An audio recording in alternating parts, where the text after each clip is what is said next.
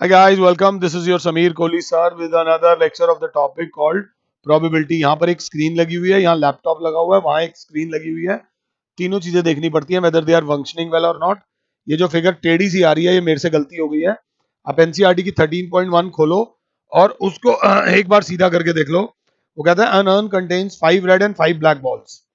एक अर्न है जिसके अंदर 5 रेड और 5 ब्लैक बॉल्स हैं. ठीक है जी. आगे सेकंड वो क्या बोल रहा है? A ball is drawn at random, its color is noted and returned to the urn. Moreover, two additional balls of the same color are put into the urn. Then the ball is drawn at random. What is the probability that the second ball is red? Please बात को समझो, पहले question को समझो. मेरे को लगा था एक और फिगर बनेगी, नहीं एक और फिगर नहीं बनी. उन्होंने बोला एक बॉल निकाली जाएगी, उस कलर की दो बॉल्स और अंदर डाली जाएंगी, फिर एक और बॉल निकाली जाएगी. What is the probability that the second ball is red? What is the probability that the second ball is red? तो बच्चा बोलेगा probability of second ball red हो जाएगी कि पहले पहली बॉल रेड निकली हो, पहली रेड निकल गई हो, जब जब पहली जब पहली रेड निकल गई हो, फिर सेकंड बॉल रेड, या फिर पहली बॉल ब्लैक निकली हो, पहली बॉल तो ब्लैक निकली हो, सेकेंड बॉल रेड निकलने की प्रोबेबिलिटी हमें निकालनी है अगर क्लास 7 है तो. दोबारा देख लो. What is the probability that the second ball is red? अब पहली अगर रेड निकली हो तो पहली रेड निकलने की प्रोबेबिलिटी है 5/10 इनटू. अब क्योंकि पहली रेड निकली है तो हमने रेड कलर की दो बॉल्स अंदर डाल दी. और जब रेड कलर की दो बॉल्स अंदर जाएंगी तो ब्लैक रह जाएंगी 5, रेड हो जाएंगी 7. तो दूसरी रेड आने की प्रोबेबिलिटी हो जाएगी 7/12. या फिर पहली ब्लैक निकली हो, पहली ब्लैक निकली होगी, प्रोबेबिलिटी होगी 5/10. अब जैसे ही पहली ब्लैक निकली, हमने दो अंदर ब्लैक कलर की बॉल्स डाल दी. जब हमने दो ब्लैक कलर की बॉल्स अंदर डाल दी तो दूसरी ब्लैक आने की प्रोबेबिलिटी हो गई 5/12. दूसरी रेड आने की प्रोबेबिलिटी होगी, क्योंकि रेड तो 5 ही रहेंगी, ब्लैक दो अंदर डाली है. क्लास बोलेगी कि सर 5/10 × 1/12 कॉमन आ रहा है, 7 + 5 बच रहा है. 5 1 जा 5 2 जा 1/2 × 1/12 इंटू 12. ये से ये कैंसिल है. Answer is 1/2. आप चाहो तो पीछे से आंसर चेक कर लेना. मेरे पास बुक है. This is 13.3. 13.3 का फर्स्ट का आंसर 1/2 है. आंसर मैं साथ के साथ चेक करता हुआ चल रहा हूं, थोड़ा सा ध्यान देना. अब हम करेंगे क्वेश्चन नंबर 2. क्वेश्चन नंबर 2 पहले देख लो. मेन इस एक्सरसाइज में प्रेजेंटेशन का चक्कर है. अ bag contain 4 red and 4 black balls. Another bag contains 2 red and 6 black balls. One of the two balls is selected at random and the ball drawn from the bag is found to be red. Find the probability it is come from the first bag. Find the probability it is come from the first bag. हमें निकालनी है that second ball जो निकली है वो red निकली है. What is the probability that it has come out from the first bag? First bag बोला है मेरे प्यारे बच्चों, फर्स्ट बैग की बात हो रही है. तो यहाँ पे फर्स्ट बैग की प्रोबेबिलिटी निकालो. Given that the second ball is red. सबसे पहले मेरी क्लास लिखेगी यहाँ पर E1 is the event that bag 1 is selected. Language. Bag 1 is selected. तो probability of E1 will be, दो bags हैं, 1/2. E2 is the event that bag 2 is selected. Probability of E2 will be 1/2. फिर उसके बाद कहते हैं one of the two bags. पहले bag में 4 रेड और 4 ब्लैक हैं, दूसरे में 2 रेड और 6 ब्लैक है. अब इसमें हम लिखेंगे R is the probability that ball. Probability नहीं लिखेंगे, लैंग्वेज बचे.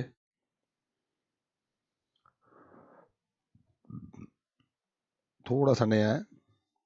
R B the event that ball selected is red, तो probability of E1 upon R, first bag है उसमें से रेड आने की प्रोबेबिलिटी हो जाएगी 4/8 और probability of R upon E2 बराबर हो जाएगी, सेकंड में से रेड आने की प्रोबेबिलिटी हो जाएगी 2/8 अगर 7 हो तो। कहीं कुछ रह गया है तो मैंने शायद ये वाला रह गया, P of R upon E1 वो टेबल के पीछे छुप गया है, वो बराबर है 4/8। चाहो तो इसे सिंप्लीफाई कर सकते हो, ये 1/4 हो जाएगा और ये 1/2 हो जाएगा। अब फर्स्ट बैग में से रेड आने की, रेड आई है, what is the probability that it is the first bag, तो फर्स्ट बैग मतलब E1, तो हमें सबसे पहले निकालना है P ऑफ E1, फिर फर्स्ट बैग में से रेड आए P of E2, E1 into first bag में से रेड आए plus P of E2 into second bag में से रेड आए। फर्स्ट बैग सेलेक्ट होने की प्रोबेबिलिटी 1/2, फर्स्ट बैग में से रेड आने की प्रोबेबिलिटी है 1/2 whole upon 1/2 into 1/2 plus second bag select होने की प्रोबेबिलिटी 1/2, सेकेंड बैग में से रेड आने की प्रोबेबिलिटी 1/4। बचा कहेगा सर 1/2 कॉमन ले लो, 1/2 इंटू 1/2 ही कॉमन ले लो, अंदर बचेगा 1, अगर 7 हो तो नीचे 1/2 इंटू 1/2 कॉमन ले लोगे, 1 प्लस 1/2, ये से ये कट जाएगा 1 upon 3/2, your answer is going to be 2/3। जी हाँ, it is not about the answer, answer का गेम नहीं है इसमें, सारा गेम प्रेजेंटेशन का है। आंसर तो हम जैसे तैसे ले ही आएंगे, आंसर का प्रॉब्लम नहीं है, मेन चीज है प्रेजेंटेशन की। मैं भी प्रेजेंटेशन अपनी नॉर्मल क्लासेस में नहीं कराता हूं, बट प्रेजेंटेशन देख लेना, कहीं पे कोई भी गड़बड़ आ रही हो। कंडीशनल प्रोबेबिलिटीज हमने शुरुआत करी थी, यहां पर अब हम पहुंच चुके हैं बेस थ्योरम पे कि red ball I, what is the probability कि वो फर्स्ट वाले बैग में से आई। ए बाय बी में बी वो इवेंट होता है जो हो चुका होता है और ए वो इवेंट होता है जिसकी प्रोबेबिलिटी हमने निकालनी होती है। मुझे पॉज कर लो और फटाफट से ये वाला पोर्शन सॉल्व कर लो। अब इसके बाद क्वेश्चन नंबर 3 देखो, क्वेश्चन नंबर 3 आपके सामने है। one of the students in a college 60% reside in a hostel, ठीक है जी, जय माता दी। 40% आर डे स्कॉलर जो डेली स्कूल आते हैं, कॉलेज आते हैं और घर चले जाते हैं। आगे previous year shows that 30% of the student who reside in hostel receive grade A and 20% of the day scholars attend grade A in their annual examination. ठीक है जी, one student is selected at random from the school and has an A grade, A grade वाला बच्चा है। What is the probability that the student is a hosteler? What is the probability that the student is a hosteler? तो सबसे पहले E1 be the event that student is hosteler. तो probability of E1 will be there are 60% बच्चे जो hostel में जाते हैं, 7 हो तो। मैं तो चाहूंगा पॉज कर दो और खुद से करो। E2 be the event that student is day scholar, daily आता है डेली जाता है, डे स्कॉलर्स कितने हैं 40%, जय माता दी। अभी नहीं कैंसिल कर रहे, बाद में कर देंगे। एंड एस ही ले लो, B the event that student is a scholar, SCHO scholar. तो अब हमारे पास ध्यान दीजिएगा, हमें निकालना क्या है कि बच्चा व्हाट इज द प्रोबेबिलिटी कि वो होस्टलर है, given that it is he is a grade वाला स्कॉलर या ए ग्रेड, एस ना लिख के मैंने ए ग्रेड लिख दिया, स्कॉलर ना लिख के। बी द इवेंट इज, आराम से करते हैं, A B the event that student is an A grader. अब उन्होंने बोला what is the probability that it is a hostler की प्रोबेबिलिटी निकालो, E1 की प्रोबेबिलिटी निकालो, जबकि ये दे रखा है कि वो ए ग्रेड वाला है, ये हमें निकालनी है। तो सबसे पहले हम लिखेंगे ए अपॉन E1 क्या होगा, ए अपॉन E1 होगा B the event that, E1 मतलब वो हॉस्टलर है, student attains A grade after being an a hostler. Hosteller होने के बाद 30% चांस है, तो probability of A upon E1 बराबर हो जाएगी 30/100। और ऐसे ही लिखो ए अपॉन E2, ये मैं नहीं लिखूंगा। ए अपॉन E2 का मतलब वो डे स्कॉलर है, वो डे स्कॉलर है और उसका ग्रेड ए आया है। और P of A upon E2 की प्रोबेबिलिटी दे रखी है 20/100। फटाफट से लैंग्वेज लिखो, सारा गेम लैंग्वेज का। अगर लैंग्वेज समझ आ गई तो बल्ले बल्ले हो जाएगी। तो क्लास बोलेगा इसमें कोई दिक्कत नहीं है सर, अब हमें निकालनी कौन सी प्रोबेबिलिटी है कि उसका ए ग्रेड आया है। व्हाट इज द प्रोबेबिलिटी कि वो होस्टलर है। P ऑफ E1 अपॉन ए बराबर होगी सर, अगर साथ हो तो ये होगी P of E1 into P of, साथ हो तो E1 upon A upon P of E1 into P of A upon E1 plus P of E2 और P of A upon E2 when we put the values E1 is E1।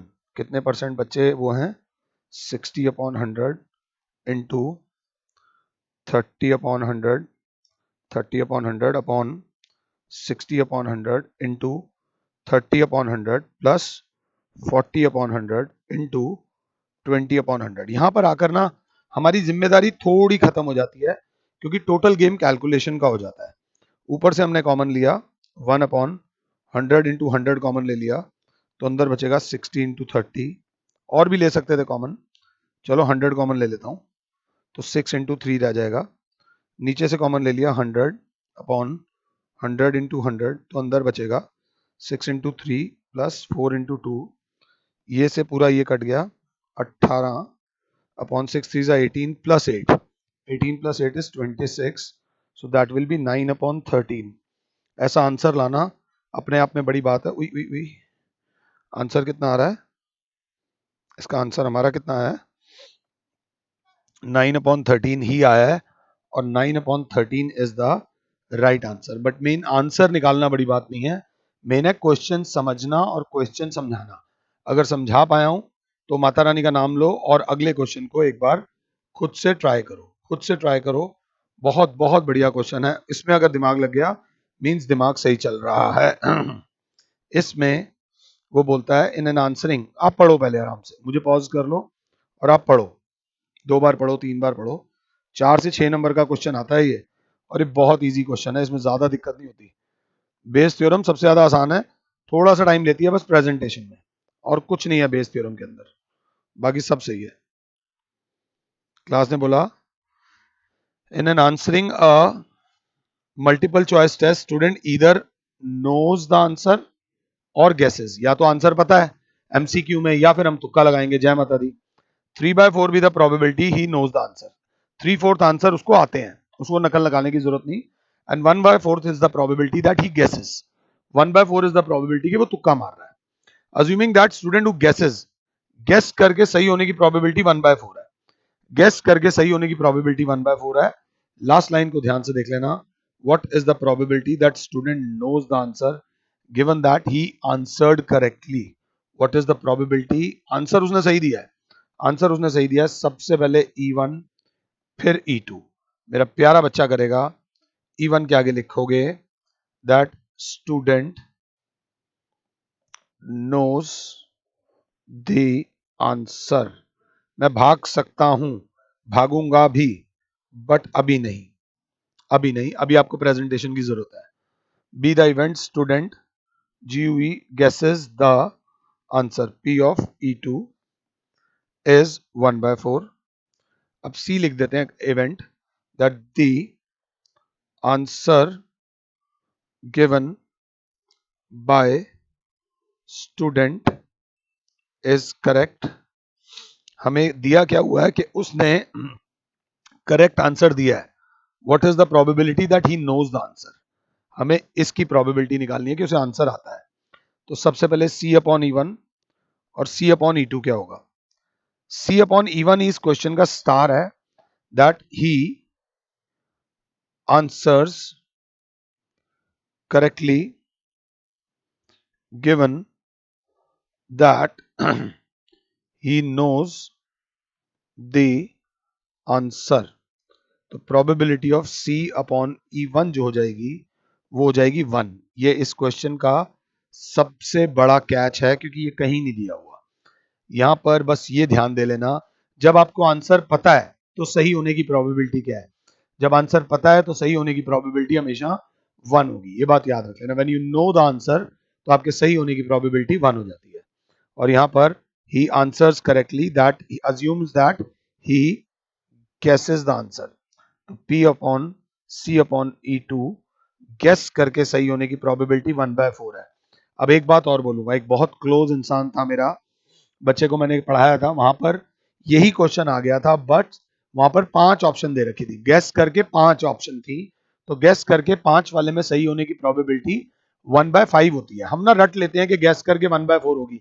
MCQ 4 वाले आते हैं, 90% MCQ 4 वाले होते हैं, but कभी कभार MCQ 5 वाले भी आ जाते हैं, कभी कभार एमसीक्यू 3 वाले भी आ जाते हैं। तो थोड़ा सा इस वाले पोर्शन को ध्यान से देख लेना।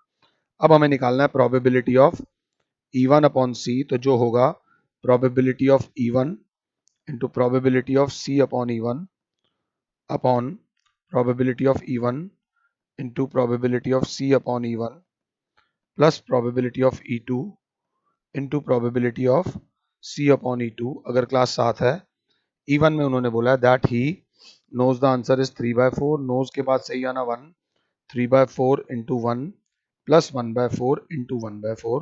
क्लास बोलेगी 1/4 कॉमन लो, अंदर बचेगा 3, 1/4 कॉमन लो, अंदर बचेगा 3 plus 1/4 if I am not wrong.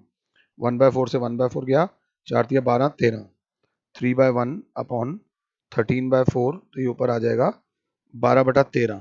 Answer is 12/13, absolutely correct. But main जो चीज है जिस पर आपको फक्र होना चाहिए, आपको खुश होना चाहिए, वो ये प्रेजेंटेशन है। इसमें आंसर तो 1 मिनट में ला दूं मैं, आंसर तो ओरली फोन पे समझा दूं, बट इसके अंदर प्रेजेंटेशन मैंने भी इसी साल सीखी है इन वीडियो क्लासेस में।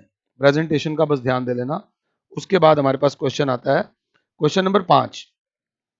क्वेश्चन नंबर 5 अपने आप में चैलेंज है, मैं पहले 6 कराऊंगा। क्वेश्चन नंबर 6 देख लो, आराम से देख लो, मुझे कोई प्रॉब्लम नहीं है। मुझे क्या प्रॉब्लम होगी, तुम्हें प्रॉब्लम होगी अगर हुई तो। There are 3 coins, E1, E2, E3। First coin, second coin, third coin. ठीक है जी। प्रोबेबिलिटी ऑफ E1 भी क्या हो जाएगी 1/3, प्रोबेबिलिटी ऑफ E2 भी क्या हो जाएगी 1/3, प्रोबेबिलिटी ऑफ E3 भी क्या हो जाएगी 1/3। One is a two headed coin, H B the event. पहले क्वेश्चन पढ़ लेते हैं, मैंने पढ़ा हुआ तो दिमाग लगा रहा हूं। One is a two headed coin, another is a biased coin that comes up head 75% of the times. ऐसे सिक्के होते हैं, लोग हेरा फेरी के लिए, लोगों को धोखा देने के लिए ऐसे सिक्के बना लेते हैं। आप लोगों को इतनी आसानी से नहीं मिलेंगे, बट ऐसे सिक्के होते हैं। And the third is an unbiased coin, मतलब बिल्कुल फेयर कॉइन है, जितना हेड आने की प्रोबेबिलिटी है उतना ही टेल आने की प्रोबेबिलिटी है। One of the three coins is chosen at random and is tossed and it shows heads, what is the probability that it is a two-headed coin? तो H be the event that head comes up, it is the probability that head comes up। तो सबसे पहले मेरी class हमें निकालना है क्या, ये H upon E2 और H upon E3। be the event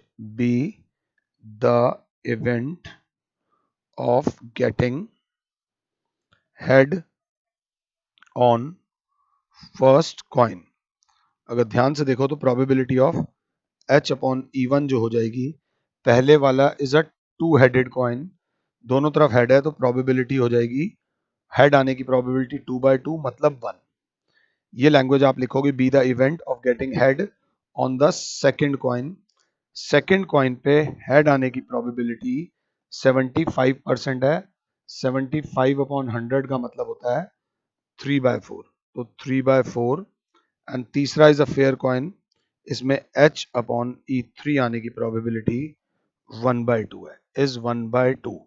ये फेयर कॉइन है। अब उन्होंने बोला है what is the probability that it is a two headed coin. तो हेड तो आ चुका है भाई साहब, हेड तो आ चुका है। What is the probability that it is a two headed coin, मतलब ये निकालना है। मैं तो चाहूंगा मुझे पॉज कर दो और खुद से करो।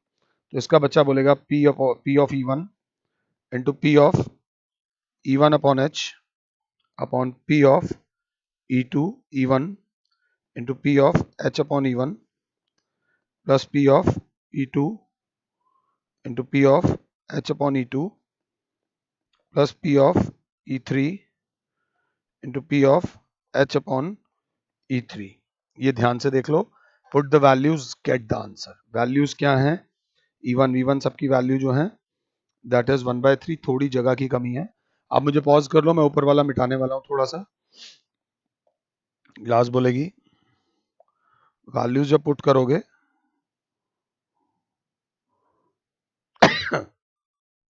Probability is 1/3 into 1 upon 1/3 into 1 plus 1/3 into 3/4 plus 1/3 into 1/2। तो 1/3 ऊपर से कॉमन, अंदर बचा 1, नीचे से 1/3 कॉमन, अंदर बचा 1 प्लस 2/3 प्लस 1/2। ये 1/3 से 1/3 कट जाएगा तो बचेगा 2/3 प्लस 1/2 प्लस वो तो हो जाएगा 6 प्लस 4 प्लस 3, 6 और 13, 13/6, तो 6/13 आ रहा है आंसर। कौन सा है ये क्वेश्चन, कौन सा है? छठा। और 4/9 आ रहा है। मैं एक बार जल्दबाजी ना करूं, मैं आराम से इसकी कैलकुलेशन करूंगा। क्लास बोलेगी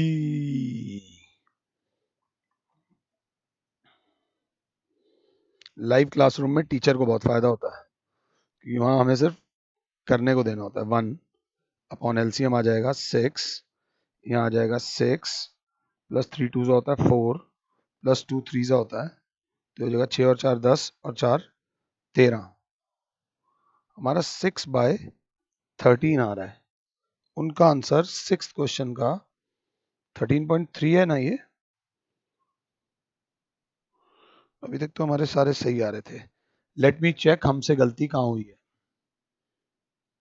ओ हुई है यहाँ चेक करने से पहले ही। ये 3/4 था। 75% वाला 3/4 है ना। तो 3/4 है बच्चे। यहाँ मैंने कैलकुलेशन की मिस्टेक करी है। कंसेप्ट वाइज ही देखो, यहाँ पर भी 3/4 लिखा हुआ है। यहाँ तक 3/4 लिखा था, यहाँ 2/3 कर दिया था। तो कैलकुलेशन का ध्यान रखना। एलसीएम आ जाएगा 4 plus 3 plus 2, so that will be 1/9/4। तो ऊपर जाके हो जाएगा 4/9। 4/9 is the answer of question number 6। NCERT के आंसर्स गलत नहीं होते। अब अगला वाला जरा आप देख लो। मैं ये नहीं कह रहा, मैं नहीं करा रहा, बट इस टाइप का क्वेश्चन हमने किया हुआ है। थोड़ा सा ध्यान दे के चलना, लैंग्वेज को पकड़ के चलना और कोई दिक्कत नहीं है। Question number 7, an insurance company insured 2000 scooter, 4000 car drivers, 6000 truck drivers. The probability of accidents are, और उन्होंने क्या दे रखा है, what is the probability and one of the person is met with an accident, what is the probability that he is a scooter driver. आराम से चलो। पहले स्कूटर ड्राइवर है, सबसे पहले E1 B the event that he is a scooter driver. E2 be the event that the person is a car driver. ठीक है जी। E2 E3 be the event that the person is a truck driver. इसमें तीनों की probability 1/3 नहीं आएगी क्योंकि 2000 scooter हैं, 4000 गाड़ियां हैं और 6000 ट्रक हैं। तो स्कूटर ड्राइवर होने के चांसेस हो जाएंगे 2000 बटा 4 और 2 6 और 6 12,000। तो ये हो जाएंगे 2/12। मैं 1/6 कर सकता हूं बट अभी नहीं करूंगा, इसे 2/12 ही रहने देना। कार ड्राइवर होने के चांसेस हो जाएंगे 4000 अपॉन 12,000, दैट विल बी 4/12। और ट्रक ड्राइवर होने के चांसेस हो जाएंगे 6000 बटा 12,000, that will be 6/12. अब A for B, the event that person met with an accident. तो ध्यान से देखना, A अपॉन E1 क्या होगा? B, the event he met with an accident while driving a scooter. Scooter चलाते हुए एक्सीडेंट होना. P of A upon E1 will be, A upon E1 will be, अगर क्लास 7 है, स्कूटर चलाते हुए accident होने के चांसेस हैं 0.01. A upon E2 आप लिखो, A upon E3 आप लिखो.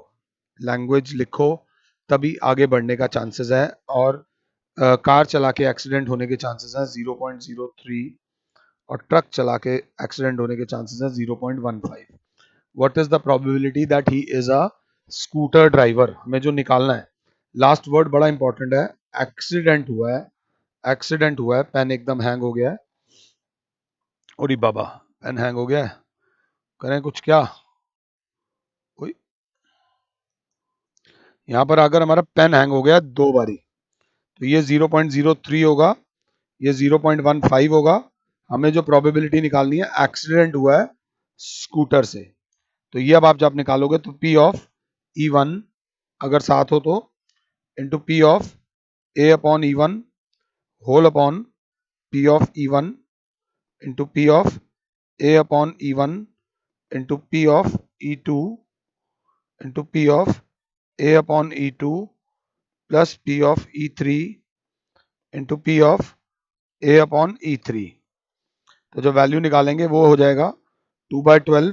स्कूटर से एक्सीडेंट होने के chances 0.01 upon 4/12, oh sorry 2/12 into 0.01 plus 4/12 into 0.03 plus 6/12 into 0.15. ये कैलकुलेशन मैं आप पर छोड़ रहा हूँ. आई डोंट नो मैं क्यों छोड़ रहा हूँ, क्योंकि मेरा पेन हैंग हुआ है. तो ये क्वेश्चन आप ही को करना चाहिए. Put the values, get the answer. और इसका जो आंसर आ रहा है 7th का, वो 1/52 आ रहा है. 1/52 is the chance that he may have suffered an accident while driving a scooter. अगला, factory has 2 machines A and B. पुराना हिसाब बताता है, पास्ट रिकॉर्ड से कि A बनाती है 60% आर्टिकल्स, B बनाती है 40% आर्टिकल्स. 2% आइटम A की डिफेक्टिव होती हैं, 1% आइटम B की डिफेक्टिव होती हैं. All the items were put into a stockpile and one chosen and found to be defective. What is the probability that it was produced by machine B? What is the probability that it was produced by machine B? थोड़े पंगे ले रहा हूं.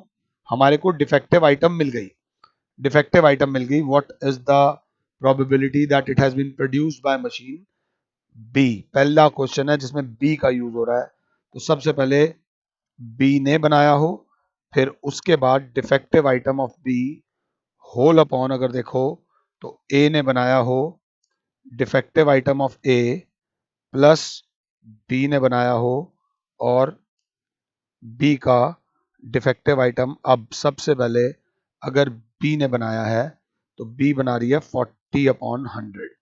B बना रही है 40/100 into 1/100 whole upon A बना रही है 60/100 इंटू 2/100 प्लस 40/100 इंटू 1/, यहाँ फिर हमारा पेन हैंग हो रहा है, into 1/100. Once we do this, एकदम सिस्टम गायब हो जाता है. कुछ गड़बड़ होती है, देख लेते हैं, तुम्हारे साथ ही कर लेते हैं. कहीं कुछ या तो वायरस वूरस का चक्कर है. अगर हम देखें तो वापस आ गया 40/100 इंटू 1/100. ये करने के बाद हमारा क्वेश्चन नंबर 8 तक हो जाता है. 8 तक करने के बाद अगले पेज पे आता है हमारा क्वेश्चन नंबर 9. क्वेश्चन नंबर 9 से लेकर 9, 10, 11, 12, 13, 14. 9, 10, 11, 12, 13, 14. मैं तो चाहता हूं आप लोग ट्राई करो, बट एक बार खुद से देख लेते हैं. थोड़ा सा इसमें मैं प्रेजेंटेशन में गोड़ मोड़ कर सकता हूं, दिक्कत होगी तो मुझे व्हाट्सएप कर लेना.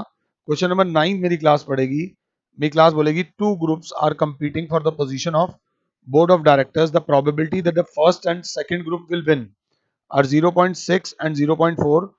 Further, if the first group wins, the probability of introducing a new product is 0.7 and the corresponding probability is 0.3 कि अगर second group जीता तो नया product लाएंगे. Find the probability that new product was introduced by second group. What is the probability that the new product was new and introduced by second group? उसके लिए पहले तो second group का होना चाहिए, फिर new product by second group whole upon first group का होना चाहिए और first group का new product plus second group का होना चाहिए और सेकेंड ग्रुप का न्यू प्रोडक्ट अगर क्लास 7 है तो E1 will be the event that the first go, E2 will be the event. अगर जहां मैंने 1 और 2 लिखा है वहां आप E1 और E2 लिख देते हो. N हो जाएगा न्यू प्रोडक्ट वाली. तो सेकेंड वाले ग्रुप के चांसेस क्या है पहले सेलेक्ट होने के 0.4 इनटू सेकेंड ग्रुप नया प्रोडक्ट लाएगा 0.3 होल अपॉन फर्स्ट ग्रुप के सिलेक्ट होने के 0.6 इनटू फर्स्ट ग्रुप नया प्रोडक्ट लाएगा 0.7 प्लस 0.4 इंटू 0.3. डेसिमल सबका हटा दूंगा तो 4 into 3 upon 42 plus 12 that is 12 upon 54. 4 3 जा और 4 के टेबल में 4 1 जा नहीं 2 6 जा 2 6 जा और 6 के टेबल में 27 जा 2 3 जा ओह 3 2 जा 3 2 जा और 3 9 जा. आंसर आ रहा है 2/9. 2/9 इज द राइट आंसर. अगर किसी को दिक्कत हो रही हो तो यहाँ पर आराम से मैं डिक्टेट करा रहा हूँ E1. ये जो अगर इसको अगर बच्चा बोलेगा वहां E1 E2 लिख रहे हो, बहुत दिक्कत हो रही हो तो यहाँ पर लिख देना. यहाँ पर आप लिख दोगे ये हो जाएगा E2 E2 E2 ये E1 ये E1 ये E2 और ये E2. अब थोड़ी अपनी गेम को राइज करो. इस टाइप के क्वेश्चन एग्जाम में पूछे जाते हैं, डेफिनेटली पूछे जाते हैं. तो I should not tell you this, ये बिल्कुल पूछा जाएगा. अगला ध्यान से देख लेना, क्वेश्चन इससे बेटर है अगले वाला. क्वेश्चन नंबर 10 थोड़ा सा जान लगा के देखो. क्वेश्चन नंबर 10 क्या कह रहा है. क्वेश्चन नंबर 10 कह रहा है कि क्वेश्चन आप आराम से पढ़ लो, हमें कोई प्रॉब्लम नहीं है. क्वेश्चन नंबर 10 बोल रहा है suppose a girl throws a die. If she gets 5 or 6, she tosses a coin 3 times and notes the number of heads. If she gets 1, 2, 3, 4, she tosses a coin once and notes whether it is a head or a tail obtained. If she obtains exactly one head, what is the probability that she threw 1, 2, 3, 4 with the die? She threw 1, 2, 3, 4 with the die P of E1. That she got 1, 2, 3 or 4 on die. तो P of E1 will be 4/6. अभी 4/6 ही रहने दो. E2 be the event she got 5 or 6 on the die. E1 E2 आगे पीछे हो जाए कोई दिक्कत नहीं. 2/6. अब H is the event of getting exactly one head. जितना लिख रहा हूं उतना ही कर लेना. अब जरा ध्यान से E1 upon H होगा of getting one head when we throw one coin. क्योंकि जब 1 2 3 4 आया है, जब 1 2 3 4 आया है, she tosses a coin once, तो this implies probability of H upon E1 बराबर हो जाएगा 1/2 and H upon E2 is probability of getting one head when she लिख दो she threw 3 coins. जब 3 coins फेंकते हैं तो exactly one head आने की probability 3/8 होती है. कुछ बच्चे परेशान हो जाएंगे. सैंपल स्पेस देख लो. H H H H H T H T H H T H T H H H T T T H T T T H और T T T. 3 बार कॉइन फेंकने पर एग्जैक्टली वन हेड की probability आपके सामने है 3/8 होती है. पहले ये देख लो. तुम्हें वहां पर इसको दिखाने की जरूरत नहीं है, तुम्हें खुद को पता होना चाहिए.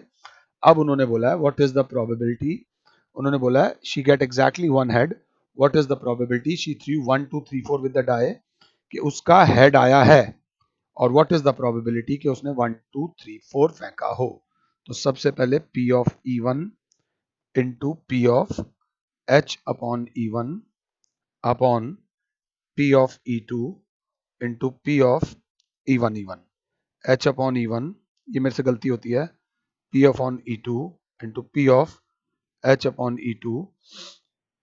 E1 आने की प्रोबेबिलिटी है 4/6, उस पे आने 1/2, 4/6 इंटू 1/2 प्लस 2/6 इंटू 3/8। अब कॉमन ले लो, ऊपर से कॉमन आ रहा है 1/6 आ रहा है कॉमन, अगर क्लास ध्यान से देखे 2/6 कॉमन ले लिया ऊपर से, इंटू 1/2 भी कॉमन ले लेता हूँ, ये 2/6 है ना, जब 2/6 कॉमन लूंगा तो अंदर बचेगा 2 होल अपॉन 2/6 कॉमन लिया तो 2 और 2/6 कॉमन लिया है 2/6 इंटू 1/2 भी कॉमन लिया ना, 2/6 तो आया कॉमन, 1/2 नहीं आएगा कॉमन तो कोई बात नहीं, 1 प्लस 3/16 लिख देंगे, और यहाँ पे नीचे क्या है 2/6 इंटू 1/2, ये से ये कट जाएगा 2 अपॉन, कैलकुलेशन है 16 और 3 19/16 प्लस 19/16। कहीं मुझसे कोई गलती हुई है,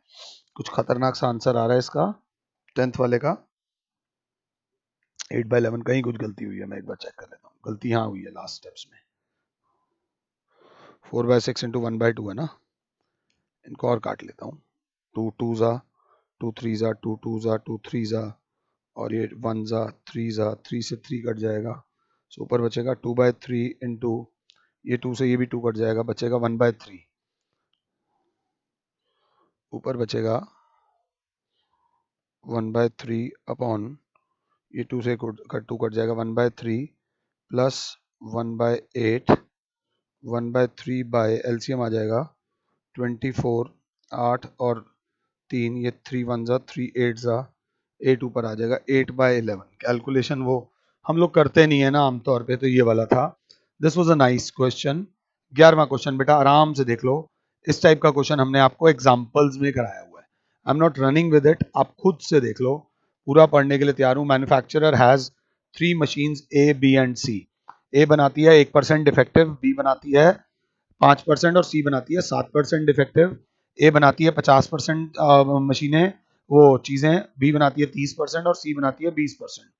अब वो क्या बोलता है, defective item is produce, what is the probability that it was produced by machine A ने बनाई ए की डिफेक्टिव अपॉन ए ने बनाई ए की डिफेक्टिव प्लस बी ने बनाई बी की डिफेक्टिव प्लस सी ने बनाई सी की defective. This is very very important, थोड़ा सा मतलब very important in the sense boards में ना इस तरीके के क्वेश्चंस आते हैं, तो ये वाला आप अब भी कभी करो, नहीं आए तो आपके पास मेरा कॉन्टैक्ट नंबर है, 12th है ये, 10वीं से जो बच्चे पढ़ रहे हैं दे नो कहीं ना कहीं हमें अब अपनी गेम बढ़ाने की जरूरत है। It is not about the answer, it is about the presentation. अगले वाला क्वेश्चन मुझे नहीं आता, पीछे मैंने एक HIV वाला और एक टीबी वाला क्वेश्चन अभी छुड़वाया हुआ है, वो मैं एक साथ तीनों क्वेश्चंस कराऊंगा, कब कराऊंगा वो मुझे पता है, I know what when I am supposed to do those. A card from a deck of 52 cards is a lost, from the remaining cards 2 cards are drawn and are found to be diamonds, find the probability that the lost card is a diamond। ये question अच्छा है क्योंकि बाद में दो cards निकल रहे हैं, बाद में दो कार्ड्स निकल रहे हैं तो ये बड़ा तगड़ा है। E1 is the event that lost card is diamond, E2 be the event that lost card is not diamond, diamond होते हैं 13/52, 1/4 नॉट डायमंड हो जाएगा 39/52, 3/4। आराम से पहले समझ लो, ये क्वेश्चन समझ आना चाहिए। उसके बाद वो बोल रहा है D B the event of getting 2 diamonds after losing 1 card. ध्यान से देखना जो मैं कहना चाह रहा हूं, हमें प्रोबेबिलिटी निकालनी है, both diamonds B the event of getting 2 diamonds after losing one diamond. Lost card is a diamond. D upon E2 be the event of getting two diamonds after losing non diamond card. दोनों में आपका attitude change होना पड़ेगा. अगर lost card diamond है, अगर हम diamond खो चुके हैं, तो टोटल डायमंड्स होते हैं 13. तो अब डायमंड्स बचेंगे 12 में से दोनों डायमंड आने के चांसेस जो हैं, 12 में से दोनों डायमंड आने के चांसेस. हेलो, हाँ जी. अब दो डायमंड्स आने के, जब lost card 12C2 upon 51C2, क्योंकि जो दोनों कार्ड्स हैं वो दोनों, मतलब एक कार्ड तो लॉस हुआ है ना, तो टोटल कार्ड्स 51. यहां पर दोनों डायमंड आने के चांसेस, जबकि डायमंड नहीं लूज हुआ, तो डायमंड 13 के 13 हैं. 13C2 upon 51C2. तो देयरफॉर हमें प्रोबेबिलिटी निकालनी है lost card is a diamond की. हमारे पास दोनों डायमंड्स आए हैं. What is the probability that the lost card is a diamond? तो P of E1 into P of D upon E1 upon P of E1 into P of D upon E1 plus P of E2 into P of D upon E2. तो class बोलेगी lost card is a diamond 1/4 into 12C2. 12C2 जो होता है 12 factorial. ध्यान से देख लेना, 12 factorial upon 10 factorial into 2 factorial. तो ये हो जाता है 12 इंटू 11 हो जाएगा, बाकी नीचे वाले से कट जाएगा. Whole upon 51 factorial upon 49 factorial into 2 factorial. ये टर्म से ना ये टर्म कट जाएगी, तो आ जाएगा 12 into 11 upon 51 into 50, if I am not wrong, क्योंकि ये वाली टर्म ऊपर वाले से कट जाती है. एनसीआर का फॉर्मूला अगर आपको याद हो, n C r is equal to n factorial upon n r factorial into n minus r factorial. यहाँ पर वो वाला फॉर्मूला लगता है, तो ऊपर आ जाता है. थोड़ा सा तसल्ली से कर लेते हैं. Whole upon 1/4 into 12 into 11 upon 51 into 50 plus 3/4 into 13C2 जो होगा वो होगा 13 इंटू 12 अपॉन 51 इंटू 50. तो क्लास देखेगी ये से ये कैंसिल हो जाएगा, बचेगा 132 upon 132 plus 13 into 12, 13 into 12 into 3 is equals to 468. 468 plus 132 is equals to 600. 132 upon 600. तो 6 के टेबल में 22 जा, 6 2 जा, और 6 के टेबल में 100 जा. 11/50 इज द आंसर. लग नहीं रहा था आ जाएगा, बट आ गया. बट आंसर से ज्यादा इंपॉर्टेंट है प्रेजेंटेशन. प्रेजेंटेशन पे काम कर लेना बच्चों.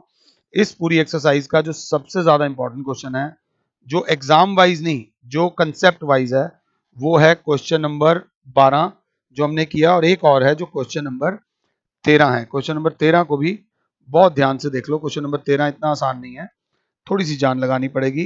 क्वेश्चन नंबर 13 मुझे भी नहीं आता. Probability that A speaks truth is 4/5. Probability कि ए सच बोल रहा है 4/5 है. इसी में कुछ छुपा हुआ है कि ए झूठ बोल रहा है, उसकी प्रोबेबिलिटी 1/5 है. वो बोलते हैं a report claims that that head appears, the probability that there was head, कि सच्ची में वो हेड था, मतलब ए सच बोल रहा था. एक रिपोर्ट में किसी ने कहा, उसने बोला कि भाई हेड आया है. व्हाट इज द प्रोबेबिलिटी कि सच्ची में वहां हेड था? तो E1 is the event that he speaks truth. E2 is the event he speaks lie. Truth की प्रोबेबिलिटी दे रखी है 4/5, लाई की प्रोबेबिलिटी दे रखी है 1/5. H is a head. अब जरा ध्यान से देखना, सच बोलने पर हेड आने की प्रोबेबिलिटी जो होगी वो 1/2 होगी, और झूठ बोलने पर हेड आने की प्रोबेबिलिटी भी 1/2 होगी बाई चांस, क्योंकि हेड और टेल में 1/2 होती है. हमें निकालनी है कि हेड आया है, व्हाट इज द प्रोबेबिलिटी कि वो सच बोल रहा है. तो P of E1 into P of H upon E1 upon P of E2 E1 into P of H upon E1 plus P of E2 into P of H upon E2, तो class बोलेगी head सच बोल रहा है 4/5 into 1/2 upon 4/5 into 1/2 plus 1/5 into 1/2। थोड़ा तेज जाएंगे, ये 5 2 से ये कट जाएगा, ये भी कट जाएगा, ऊपर बचेगा 4, नीचे बचेगा 4 plus 1। If I am not wrong the answer is coming out to be 4/5। मैं चेक भी कर लूं, आंसर ऑप्शन ए है, बिल्कुल सही है ऑप्शन ए। बट ये मेन चीज है कि मैं समझा रहा हूँ, एच अपॉन ई वन क्या है, he gets a head given that he speaking the truth, he gets a he gets a tail as he speaking a lie। ये याद रख लेना, इसी में अगर दो सिक्के करके आ गए तो थोड़ी नानी याद आ जाएगी। आगे 14 क्वेश्चन बोलता है A and B are two events such that A is a subset of B. A is a subset of B, पहले बात समझना, A is a subset of B में कभी आपको लगे आप फंस रहे हो, कभी आपको लग रहा है कि A is a subset of B, ध्यान से।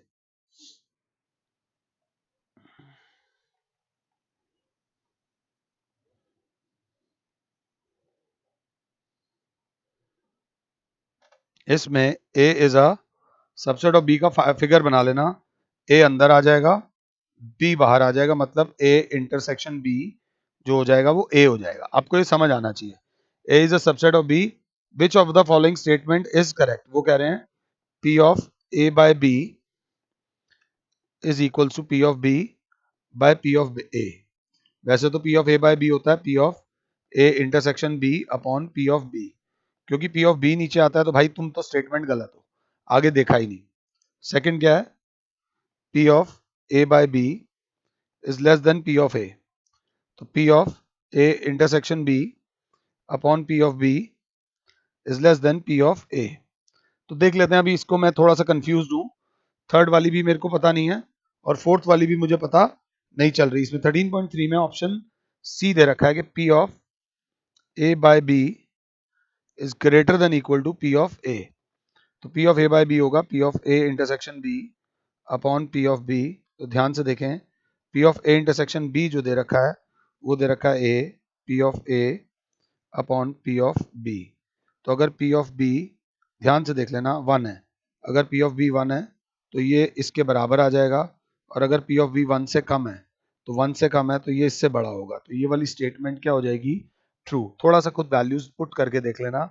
ये करने के बाद हमारा इस एक्सरसाइज का, ये कौन सी एक्सरसाइज थी हमारी, 13.3 के सारे क्वेश्चन हो गए हैं, एक एड्स वाले क्वेश्चन को छोड़कर। इन द नेक्स्ट लेक्चर हम वो HIV वाला क्वेश्चन करेंगे और आपके साथ प्रोबेबिलिटी डिस्ट्रीब्यूशन टेबल वाली एक्सरसाइज करेंगे। HIV वाला, TB वाला और एक क्वेश्चन हार्ट अटैक वाला है मिसलिनियस में, ये तीनों क्वेश्चन मैं एक साथ कराऊंगा लास्ट लेक्चर में। तो फिलहाल के लिए Sameer sir is saying you good bye, god bless all, जय माता।